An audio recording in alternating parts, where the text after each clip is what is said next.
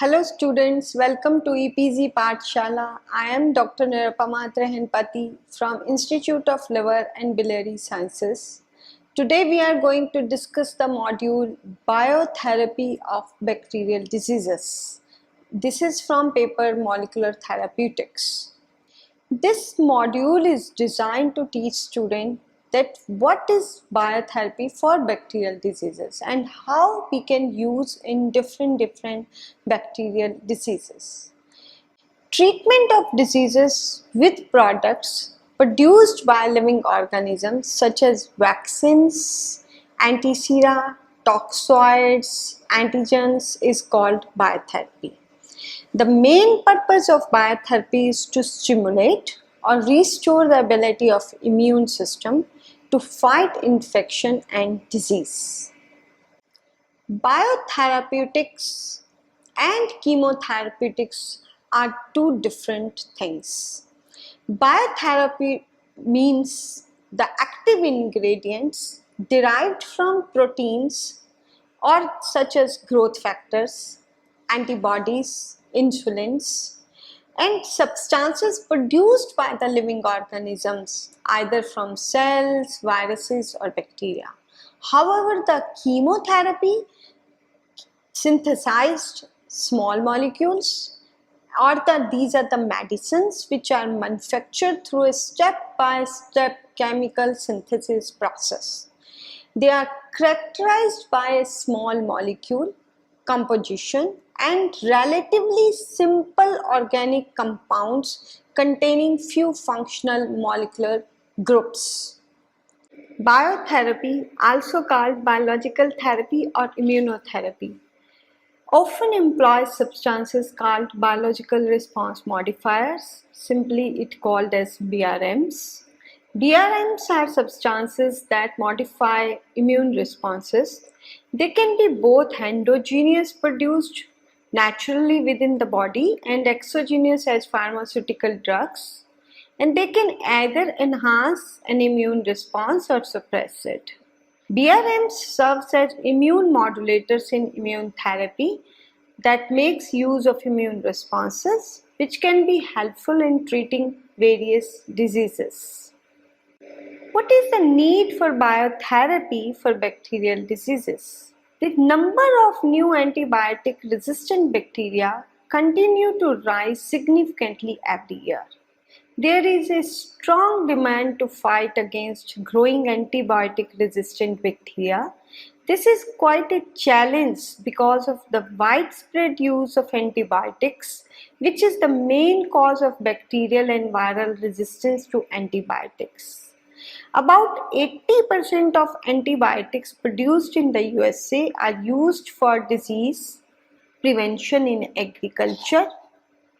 In addition, expired antibiotics and other antibiotic waste from farms, hospitals, laboratories and pharmaceutical companies were also directly poured into sewers or underwater. That's the reason there is need for biotherapy against resistant bacteria. What is the resistant bacteria? What is the antibiotic resistance? This problem is regardless of region, color and ethnicity. It's widespread in all over the world. Studies showed that number of drug-resistant bacteria in farm and hospital sewers are more than 10 times higher than those in regular household sewers. Bacteria have more opportunity to grow their capability to resist drugs since the antibiotics have a long resistance time in aquatic environments. According to the current pace of development, by 2050, every year more than 10 million people worldwide will die of these superbugs or the antibiotic resistance. There is a biofilm formation during the bacterial resistance. What happens in the biofilm formation?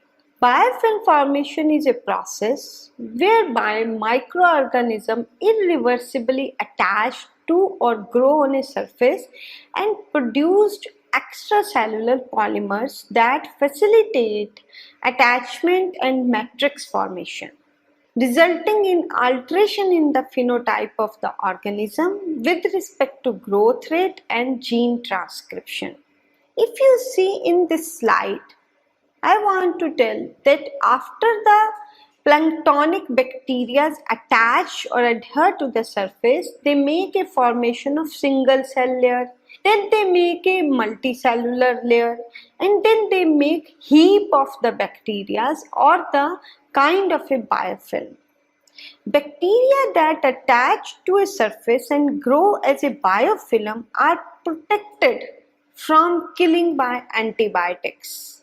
Reduced antibiotic susceptibility contributes to the persistence of this biofilm infections, such as those associated with implanted devices. If you have implanted the device in the body, there could be the bacteria attached to that, make the biofilm, and antibiotic will not work on that biofilm.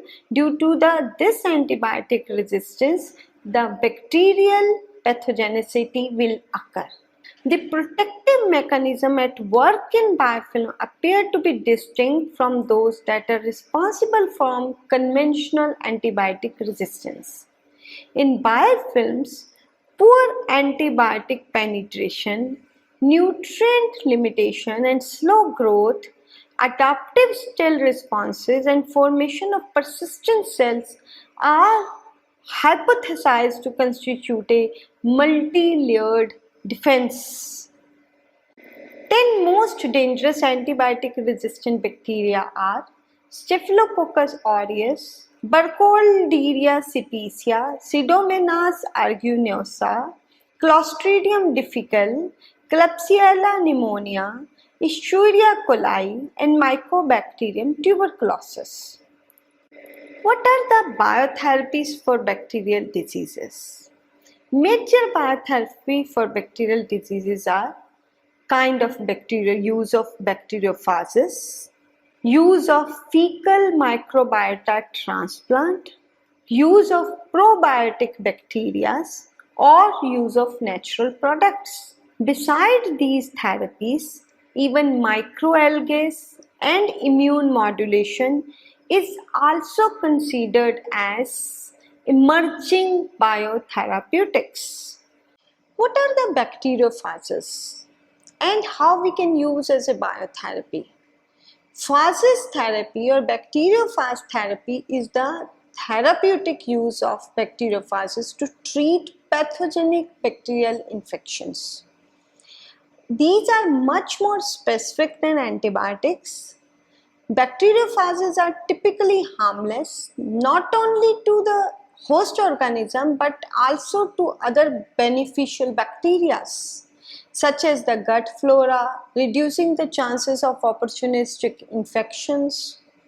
They have highly therapeutic index with very little side effects.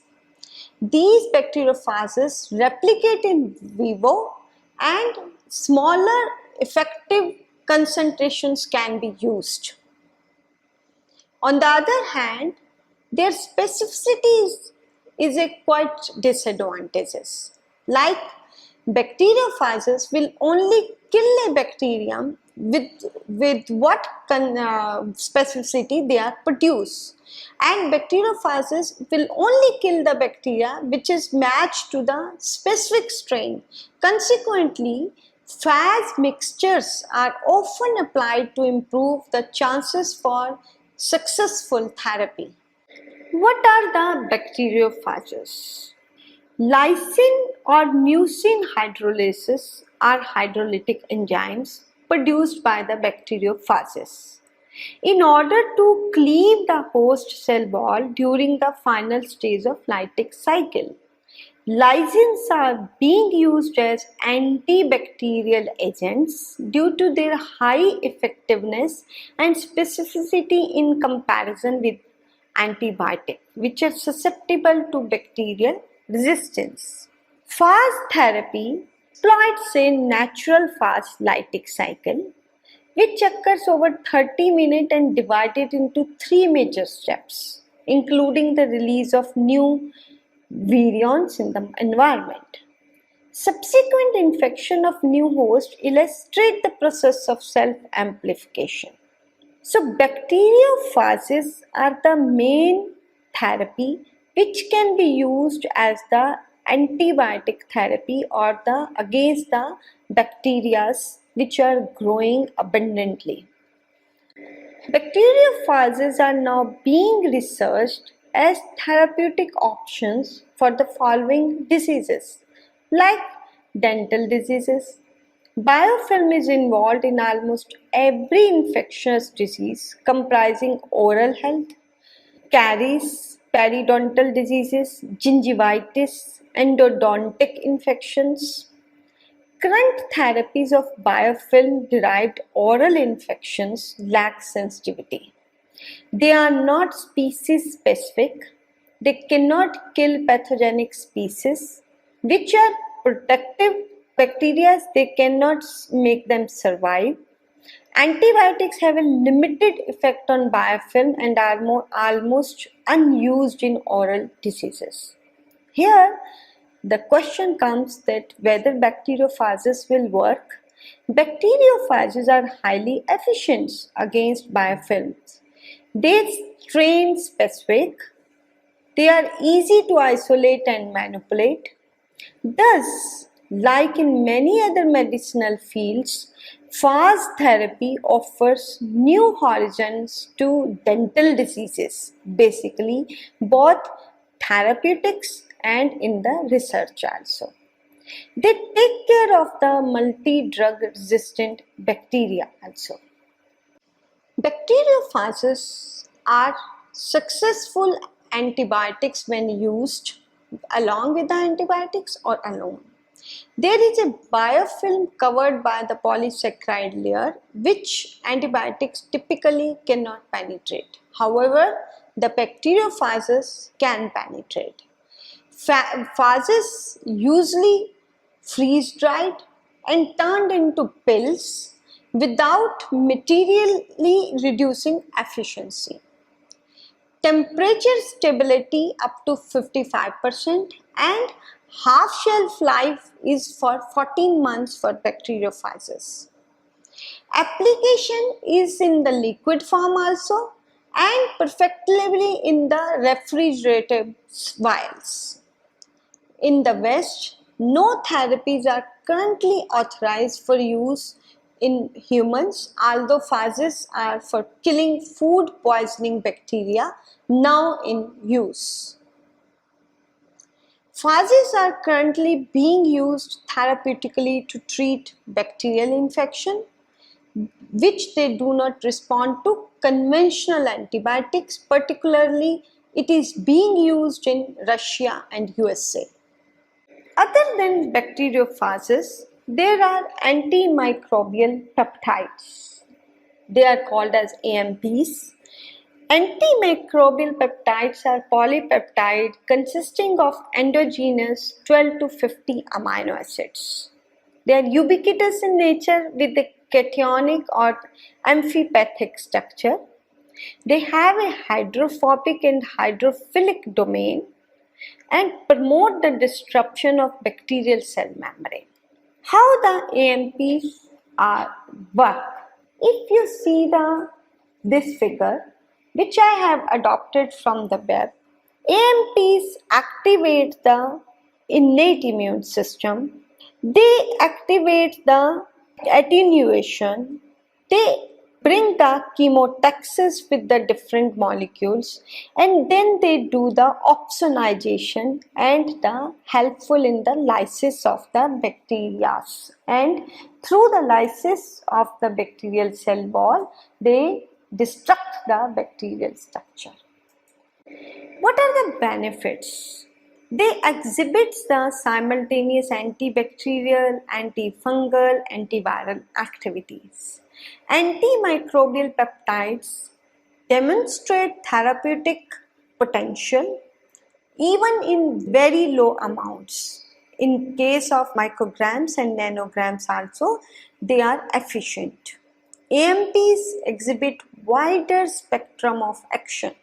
Even in the site of action, there is high concentration and they have the anti-inflammatory activity.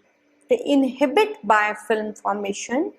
AMPs demonstrate synergism when administered in conjunction with chemical antibiotics.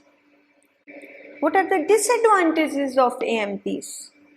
AMPs are susceptible to action of proteases. They easily lose activity.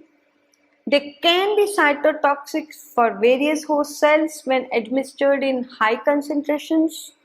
AMPs are influenced by pH variations and may lose activity when administered in an environment with low concentrations. They have high cost of production and purification. AMPs can produce even toxic effects both at systemic or topical level.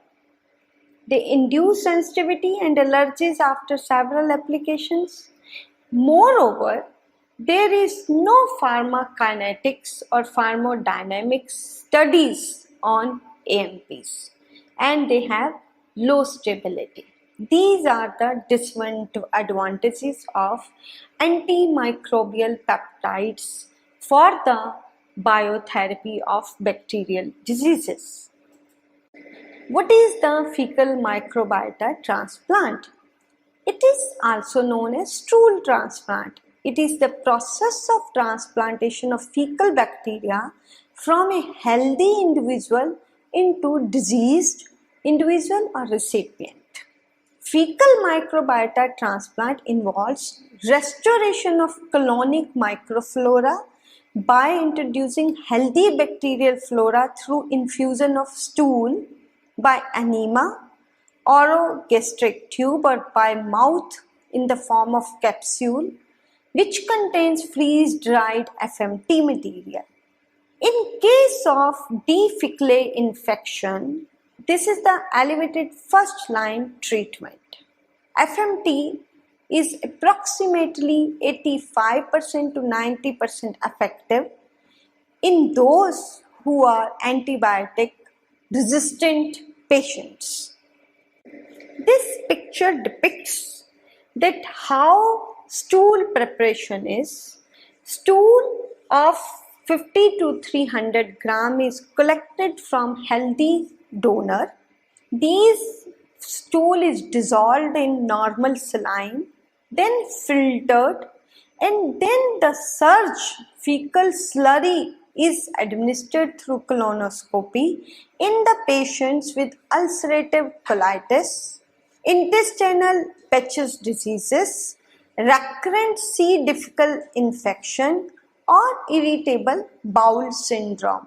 In these all syndrome, fecal microbiota transplant is the remedy as biotherapy as against the bacterial diseases, and it improves the good bacteria from the harmful bacteria. What is the mechanism of action for fecal microbiota transplant? There is hypothesis behind fecal microbiota transplant which rests on the concept of bacterial interference, that is, using harmless bacteria to displace pathogenic bacteria. Other mechanism of action, it restores the missing component of flora including the Bacteroidetes and Firmicutes. It produces the antimicrobial agents like bacteriocins by the introducing colonic flora to eradicate the C. difficile infection.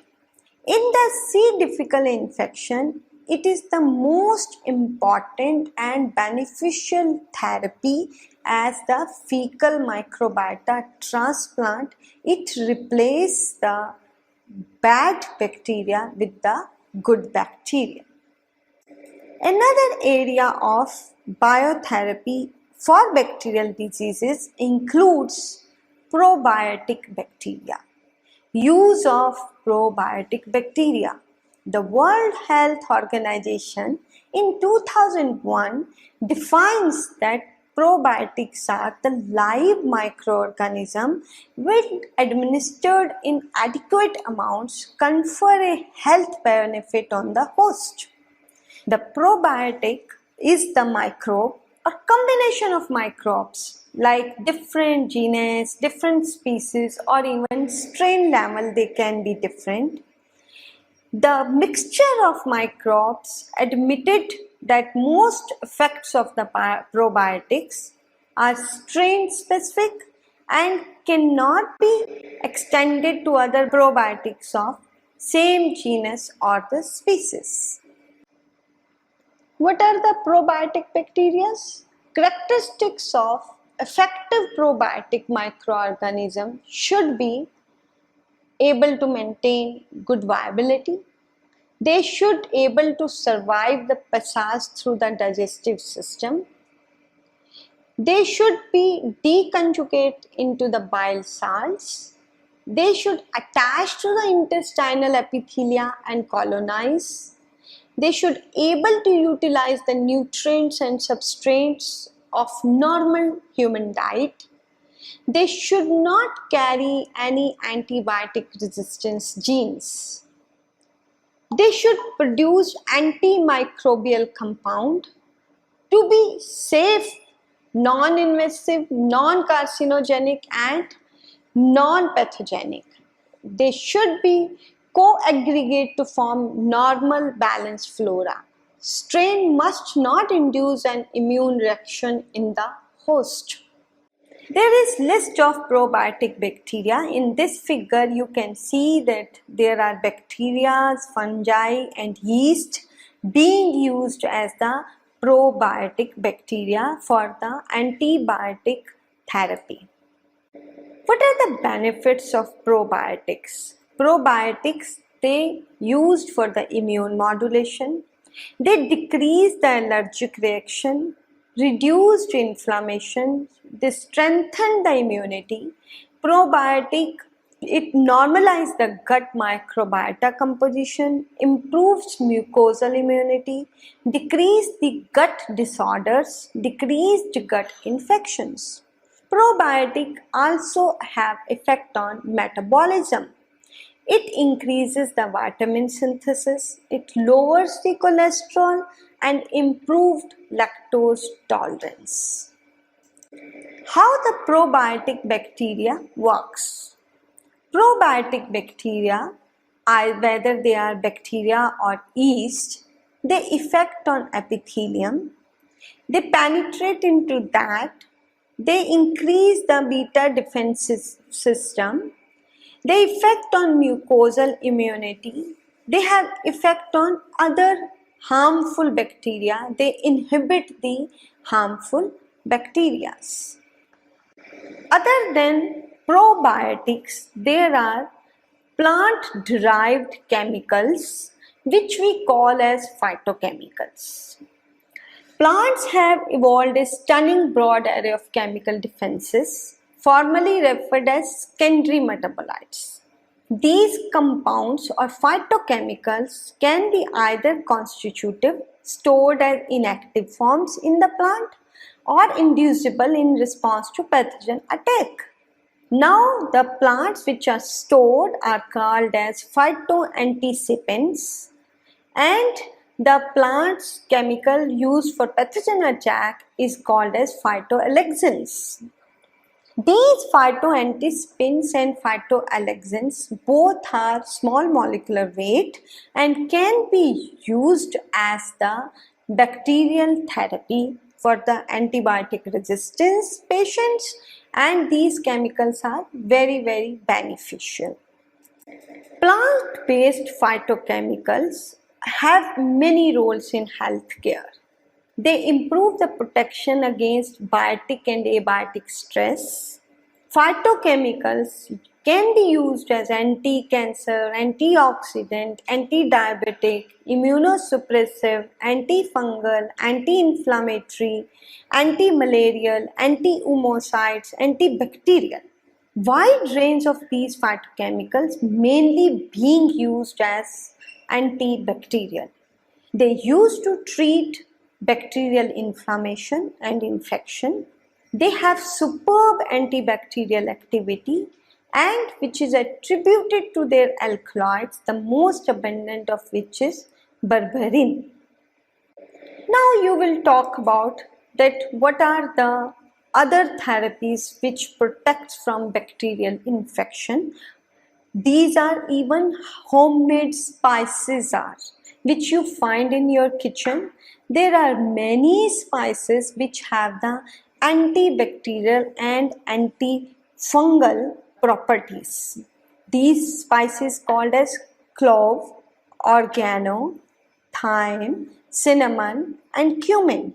They possessed significant antibacterial and antifungal activities against food spoilage bacteria like Bacillus subtilis, Pseudomonas fluorescens, pathogens like Staphylococcus aureus and Vibrio paraphymococcus, harmful fungi like Aspergillus, they all have the antibacterial and antifungal activities. Therefore, spices have a great potential to be developed as novel and safe antimicrobial agents. Other than spices, in the era, there is a development that few microalgae are being used for the antibiotic therapy. Microalgae are present almost allwhere.